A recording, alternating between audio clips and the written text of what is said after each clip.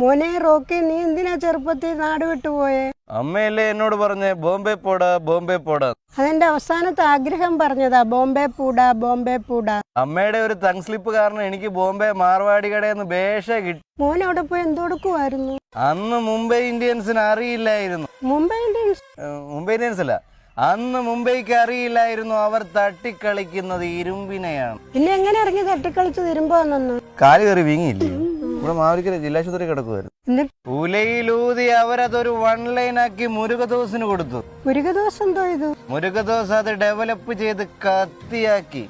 നമ്മളത് ലാഭമൊന്നും ചോദിക്കാൻ പോയില്ല, നമ്മ കാരണം 10 പൈസ. മോൻ ബോംബെ വന്നിട്ട് അമ്മയ്ക്ക് എന്തോ കൊണ്ടുവന്നു? ബോംബെ പൂട. ബോംബെ പൂട മോൻ അങ്ങ് തിന്നാ മതി. എനിക്ക് ഗോൾഡ് കൊണ്ടുവന്നിട്ടുണ്ടോ? അമ്മയ്ക്ക് നല്ല ഗോൾഡ് കിട്ടിയാ പോരെ? മതി. എന്നാ വാ. ലൈറ്റ് വെയിറ്റ് ആഭരണങ്ങളുടെ ബെസ്റ്റ് കളക്ഷനാണ് നക്ഷത്രയുടെ മെയിൻ അട്രാക്ഷൻ എന്ന് പറയുന്നത്. നമുക്ക് 1 ലക്ഷം രൂപയിൽ സ്റ്റാർട്ടിങ് വരുന്ന വെഡിങ് സെറ്റുകളുണ്ട്. അതിൽ 2% തൊട്ടാണ് നമുക്ക് സ്റ്റാർട്ടിങ് പണിക്കൂലി വരുന്നത്. നിന്റെ കല്യാണത്തിന് നമുക്ക് ഇവിടുന്ന് എടുക്കാം.